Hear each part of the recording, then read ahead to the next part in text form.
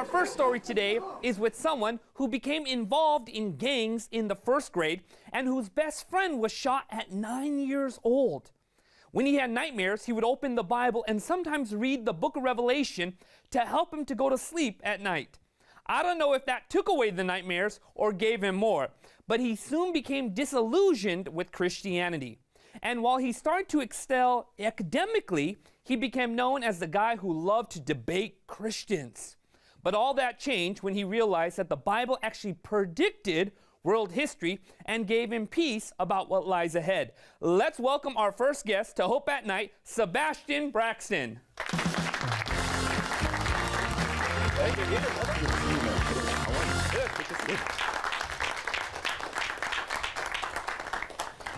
Sebastian, thank you so much for being here. It's a pleasure. That was a pretty good introduction.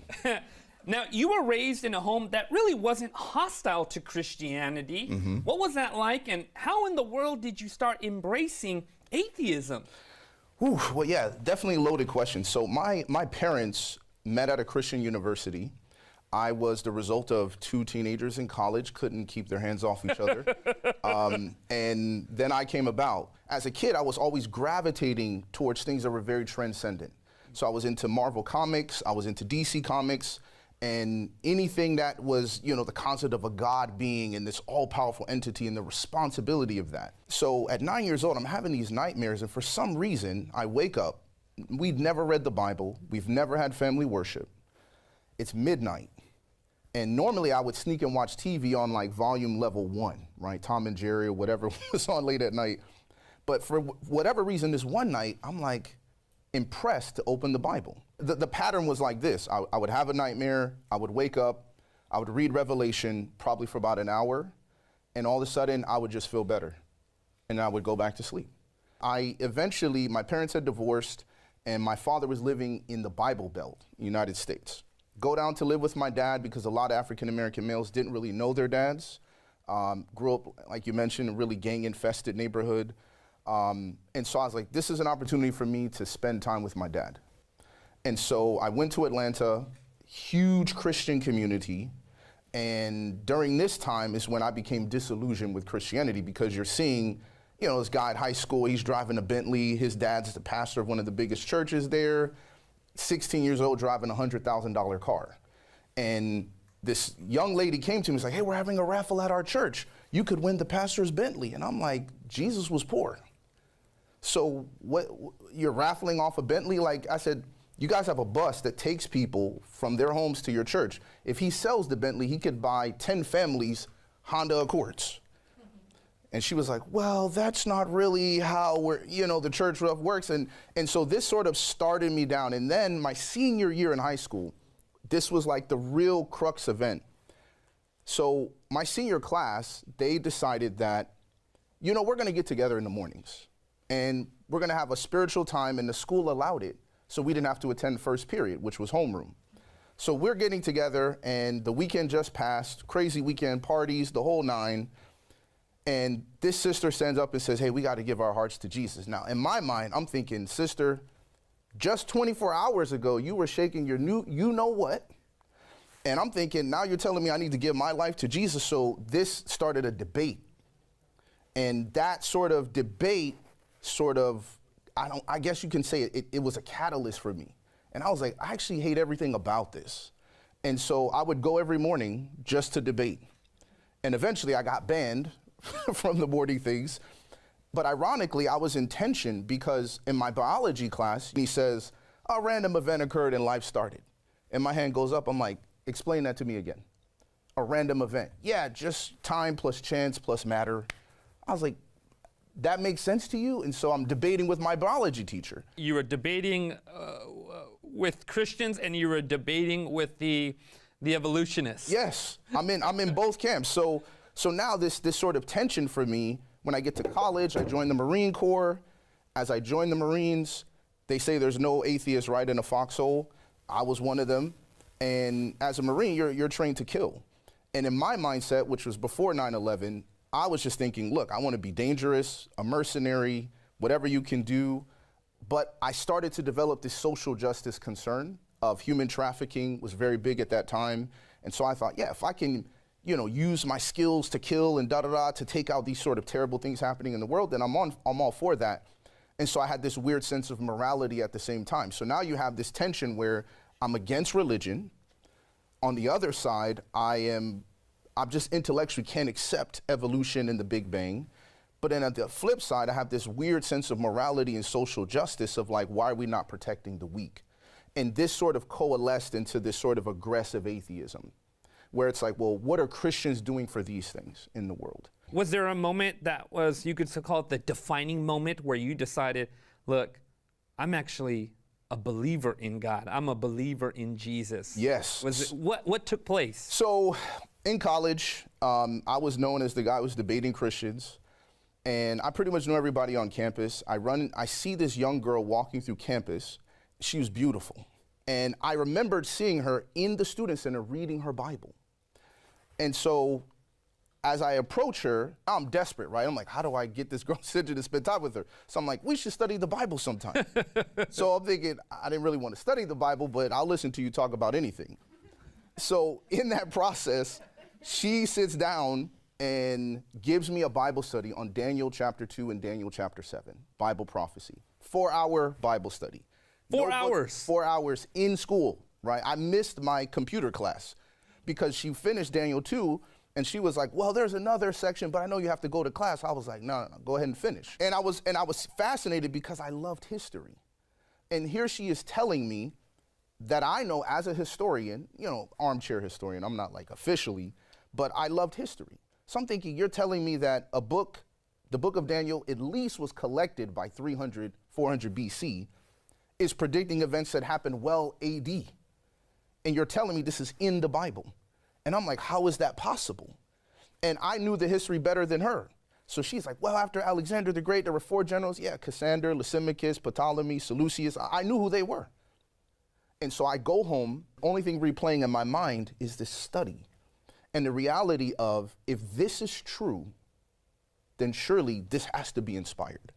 Wow. There's no other explanation. How can you predict future events unless there's an intelligence that knew these things before they came to pass? I mean, that's the stuff of science fiction. Like, you're thinking Back to the Future, like all these type of things. Like, in my brain, as an 80s baby, like, I just cannot understand how a book could have done that. And that other people had this book, and I'd never heard a Christian talk about it one time. You felt like you were beginning to trust because you were learning about prophecies in there. Yes. That were clearly precisely defining events that were taking place or had come to pass well before that took place. That's exactly right. And the thing about prophecy is the fact that what appealed to me as an atheist was that prophecy invites you to reason. It invites you to validate, because one of the pillars that grew out of loving history is archaeology. So now you can go and see David was a real historical person. Jerusalem was a real historical place. Nebuchadnezzar was a real historical person. So you're like, I know that these people existed. I know that this is true. You're just telling me this predicted ahead of time. So what prophecy does is Jesus tells us in the New Testament, John 13, he says, I tell you beforehand so that when it comes to pass, you might believe. And so faith rests upon evidence, not demonstration. And that was always my issue as an atheist. You always want me to be a Christian first, and then I'll find out why. But God is not insecure. You can evaluate him before you even believe. Right. See if I'm telling the truth. See if I actually can predict, and find me another path, another religion that has a prophecy that you can validate and evaluate from the outside. Okay, so here you are as a young man. You had a Bible study with a beautiful young lady. I did. You were now wrestling with these deep truths. Yes. You were confronting that you're part of a bigger reality here. Heavily. What started to change from that point on? Well, immediately what started to change was I had to read the Bible. So I'm like, if this thing is inspired, that means this is actually from God. Like, the stuff I was into in atheism, Area 51, like aliens, like you're looking at all these websites that are only online for like an hour. I'm sitting here going from, do we have extraterrestrial contact, to, if this book is inspired by God, that is extraterrestrial contact. God is not from this world. There is life intelligent outside of Earth that is communicated with us through this book. So I have to read it. So I start reading 15 chapters a day. And as this happens, right, all of a sudden I was into hip hop music, and I was actually working on a record deal with several different popular producers in Atlanta at the time. All of a sudden, my heart's not in it. So I'm at this studio meeting, and they're like, hey, Sebastian, we want to get you to the studio. We're going to record. We're going to do this and that and the third. They're like, okay, we're going to put you, and all these artists here on the website. And I was like, well, can you just take my picture off the website? So now the producer's like, what's going on? Like, what artist doesn't want to be featured on a website? And so this reading of the Bible began to change my party life. So now my friends are like, yo, we're going to the strip club. Not into that. Hey, man, we're going out to this party. No, I can't do that. And my friends are like, what happened to this brother? So they thought it was the girl. A lot of these perspectives on things started to change, but the last thing that really changed for me that was really shocking was the idea that I could live above my weaknesses, that there was a righteousness that could come by faith, that God would actually help me with my struggles. And I was in this relation with this Christian girl at the time. We were being intimate. I'm reading the Bible, and I come to the 10 Commandments. You shall not commit adultery. And I'm like, wait, but that's for married people. So, of course, you know, my intellectual brain goes to the dictionary. No, you're being intimate with someone who is not your wife. So I'm like, I wonder if my girlfriend knows this. She's a Christian. So I call her. Hey, did you know? And she's like, yeah, I knew. And so I was thinking to myself, we should probably stop. She's like, sure. And so I'm like, oh, I'm scot-free. So I come back, we get together, and it doesn't stop. And so I was like, and so I get this sermon about how God can help you by faith to deliver you from your struggles. In this sermon, the preacher says, well, why do we wait to talk to God after the temptation? Why not talk to him right then? So in the moment the temptation comes along, my girlfriend's like, all right, I have to go. But then it's like goodbye, hug, kiss, all of this stuff. And so I'm like, ooh. You've never seen a guy so happy to see his girlfriend leave. I was packing her stuff. I was getting her jacket for her because I'm thinking, man, I'm about to see if this Christianity stuff really works practically, not just intellectually. The prophecy convinced me mentally. This experience is what convinced me of the reality. And so in this moment, my girlfriend is like, hey, nobody's home. It's just me and you. We said we would stop one last time. And in my mind, I'm praying because the sermon comes back to my mind. Talk to God right now. So I'm talking to God in my mind like, Lord, I don't want to do this. I have never gone to church. I've never attended any spiritual community at this point in time. In my mind, I'm thinking, well, I've already fallen, and I'm waiting for God to do something miraculous, right? Like, oh, boom, you know, nothing. And so I'm about to lose hope. I'm about to give up and say, what's the point? And in that very moment, God supernaturally removes all sexual desire from me. It's like electricity came over my body. So I'm like, this is crazy. Pushing my girlfriend off, she starts crying. She's like, I think we should break up. She left. I came in my house and I sat on my bed and I said, Christianity is real. I'm going to be a Christian. And that very next week I was in church. You experienced this tremendous victory in the midst of this struggle, this temptation, this battle. Yes. And it convinced you of the reality of God's goodness and his strength. 1,000%. There's a lot of things that can happen in life that can discourage you, that can make you question. But when you have an experience with God and you say, Lord, I'm going to take you at your word, and he comes through, that's what prophecy is. You take him at his word and he comes through. Not only does he do it prophetically in history, he will do it in your history, in your life. And in my life, that was the experience that I always go back to whenever I struggle, whenever I doubt, whenever I question. Sebastian, you cannot deny what you experienced in that very moment. And if God never worked another miracle in my life, that one thing is enough for me to go back to and to at least give that spark to my faith that I'm going to hold on to forever. Incredible. You know, in our world today, we have more access to Bibles than we've ever had before. There are more preachers probably around than we've ever had before. It's true. Why do you think atheism still exists in our world today? And to top that off, most of these atheists, most people who are atheists, aren't card-carrying members of the atheist club. Gandhi has a saying where he says, I like your Christ, I do not like your Christians, because your Christians are so unlike your Christ. My issue was hypocrisy. That's what really solidified my atheism. It wasn't the intellectual. Yes, there were certain things in the Bible. God's going to burn you up forever. Like, I don't believe that. And these different ideas and ideologies that came in, they discouraged me from Christianity. But It was really the experience of these people do not look like the God of the Bible. They do not look like the Jesus of the Gospels. And so atheism today is mainly a practical atheism than it is an intellectual atheism. Because in reality, as I tell my former atheist friends, and I'm still friends with some of them to this day, 20-something years later, and I'm like, listen, if you want to destroy Christianity, that's fine. And you say, look, he's nothing different from the Easter Bunny or Santa Claus. Great. But what's your answer for suffering in the world? What's the hope that you can offer people?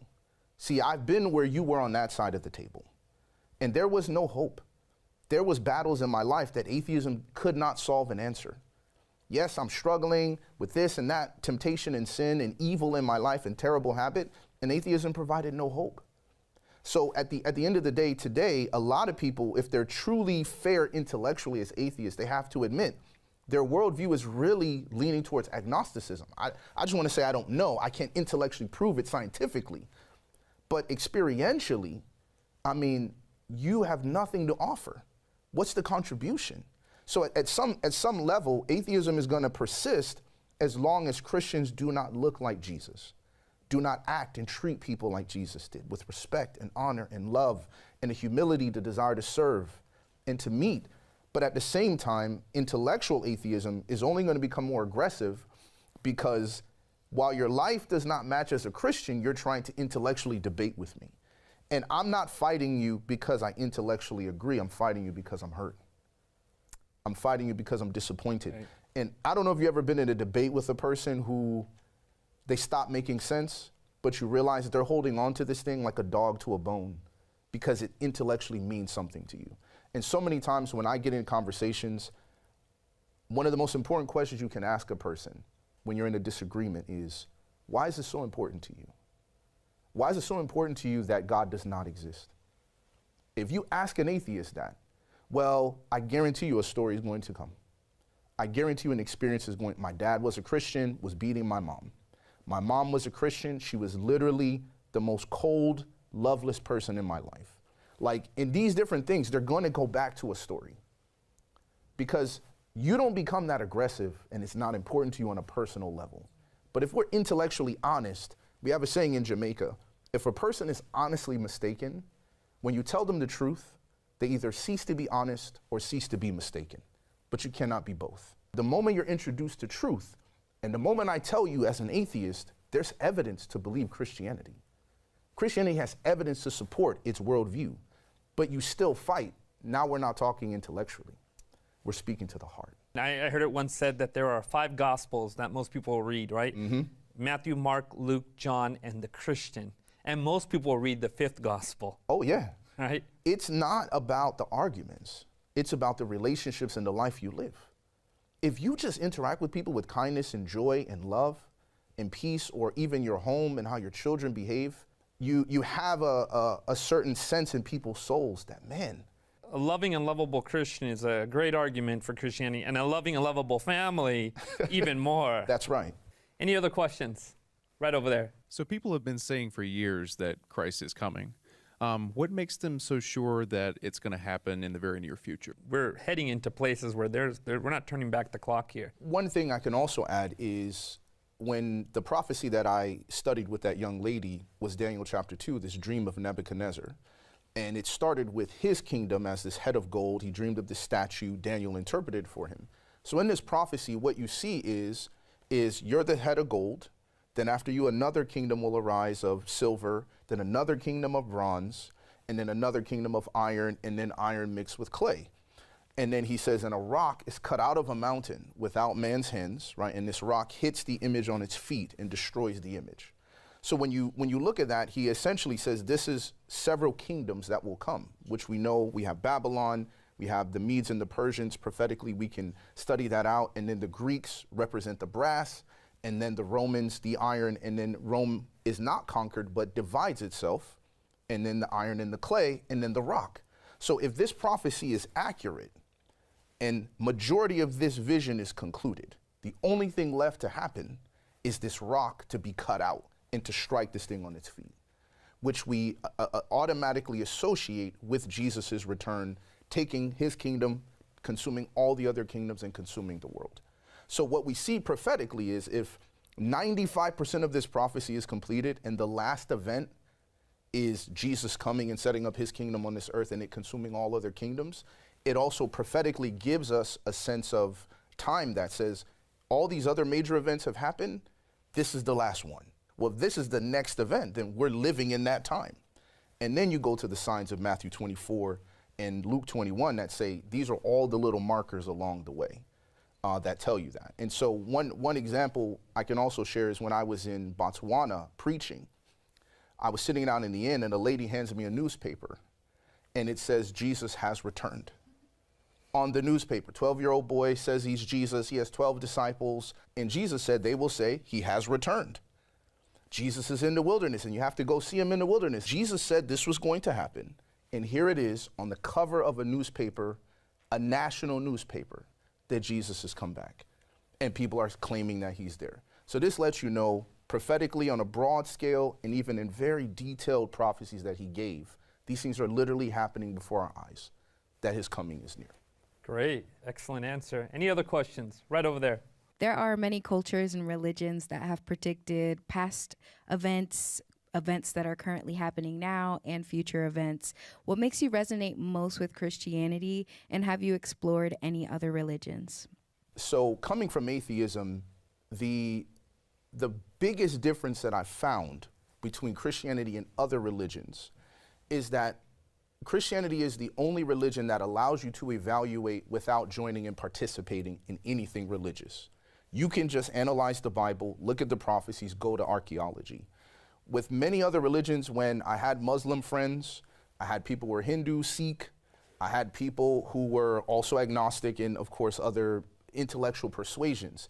And a lot of these things, it was never something you could evaluate in an external piece to say, here's the evidence as to why my view of the world, the creation of the world, the origin of the world, the morality of how you should live, this is why, here's the evidence. And most of them, when they present evidence, like, for example, prophetically, it's very general, it's very generic, but this is very specific. After Babylon will be Medo-Persia. After this will be Greece. After this will be Rome. When you're talking about the Romans came from the Etruscans, and these people were basically no man's people, that they would eventually become the greatest empire, like no one would have believed you in the times of Babylon or Medo-Persia or even Greece. Alexander the Great is one of the best generals in the history of the world, militarily speaking. There's no way you're thinking they're gonna get conquered and it's gonna be even bigger than Alexander. So when you look at the biblical evidence and the archaeology to support that, no other religion can present that amount of evidence. Look at the copies of the New Testament. We have thousands, 35,000 manuscripts of the Bible. To say, was this really happen? Did someone really write this book? So when I've compared to other religions, which I did do to answer that part of the question, I did consider them. But the resonation with Christianity was, as an atheist, as an intellectual, I need something that not only speaks to my heart, but also resonates with my mind. I don't want to have to believe in a way that causes me to check out my intellect, suspend belief for a moment, and just walk in this and trust it. And most of the time with my Hindu friends, my Sikh friends, my Muslim friends, they would say, you have to experience it. You have to go to the mosque. You have to listen to the Quran be read in its actual original language, and then you will understand. Well, for the Bible, I can just evaluate. I don't have to participate in that. And that's a big reason why it resonated with me. Any other questions? Right over there. This is more so a question for Sebastian. Okay. I was wondering if you think there's any middle ground to be reached with religious philosophies that try to solve the problem of suffering. So absurdism or existentialism come to mind. Do you think that there is some meeting place in the middle, or do you think that they're just sort of irreconcilable with each other? The problem of suffering with religious answers, for example, existentialism and living in the moment, when you look at Sartre and Camus and all these different people that went down that road, you found that they ended life with no hope, right? For them, they thought they reconciled it, but then existentially, ironically, that was not his experience. That was not how he ended. And so I do believe there is an element in religious intellectual persuasions that somehow echo elements of what the Bible says. But to say that there's a middle ground, I would say no, because they would be superficially similar but fundamentally different. The reason for that is in the Bible, there's a great controversy, which the book of Job paints. And that painting says that suffering isn't always based upon the consequence of evil, immorality. There's a suffering that comes because of a greater conversation that's happening universally in terms of God and Satan. And because of that, no a-religious entity would ever find middle ground with that perspective, because you'd have to posit the existence of God. And secondly, the a-religious intellectual persuasions also typically are born out of an issue with the existence of God and suffering. So their whole fundamental issue is, I can't go with God, because if he's so good and so great, why is all this pain? When these sort of persuasions are simply trying to solve it without him, but in order to posit the question at all, you need God. Because the moment you say there's evil in the world, you're saying there's such a thing as good. Well, the moment you say that, you have to have a standard to tell the difference. That's a law. In order for it to be a law, there must be a lawgiver. So, and that's God. But you're saying he doesn't exist. He doesn't matter. He's not relevant. And I remember having a conversation with a Jewish atheistic friend of mine. A Jewish atheistic friend. I'm putting all three of those categories together. Okay, go ahead. And she was like, I don't see why I need God to be moral. I said, well, how do you determine what's wrong? Now, mind you, she's Jewish by heritage, right, of the flesh. And so as she's telling me these things, I don't need God to know right and wrong, this and that and the third. I said, so how do you judge Germany for the Holocaust? Because when they were being interviewed, the individuals who were part of the Nazi party said, I broke no laws. That was the law in Germany. If you were a Jew, we arrest you. And the person who was on the inquiring party for the international justice said, well, is there not a law above our laws? And he said, what law is that? The supreme law in Germany is German law. That's it. There is no law above our laws. And that moment, she looked at me on the plane and said, I don't know how to respond to that. Because I said, the moment you posit what your grandmother went through in the Holocaust, you can't just look at your grandmother and say, there's no general sense that some things are just wrong. And we got to figure out why we know that that's true. But existentialism and absurdism and even Buddhist philosophy, that suffering is a result of desire because you love things, because you're attached to them, that's why you suffer. None of those philosophies can explain something like the Holocaust. None of them can explain, and they don't provide adequate answers to that. Great, tremendous. Any other questions? Right over there. In what part do you see the United States where the Antichrist is becoming more apparent? Well, when I first began to believe in Bible prophecy, as I said, some of these things didn't seem at all possible. There was a strong separation between religion and the government, church and state. That, of course, doesn't exist anymore. Religion and politics are inseparable, it seems. So that enables the possibility of religious persecution, first of all. Secondly, I thought, well, how can oppression happen here in the United States? Because we're free, liberty is a strong value, and then, of course, 9/11 took place. Yes. And we realized that, okay, every time we get on an airplane, we realize who's really in charge, and it's not us. The government reminds us that they're really in charge, they're in control. And the government has become stronger and stronger, not only within the United States, but dictating worldwide through different policies, through sanctions, and many things, through economic means. And then I thought, well, how can it be, that Revelation 13 talks about no one being able to buy or sell? How can that possibly happen globally? There's so many currencies. Well, digital currencies have no boundaries, no borders.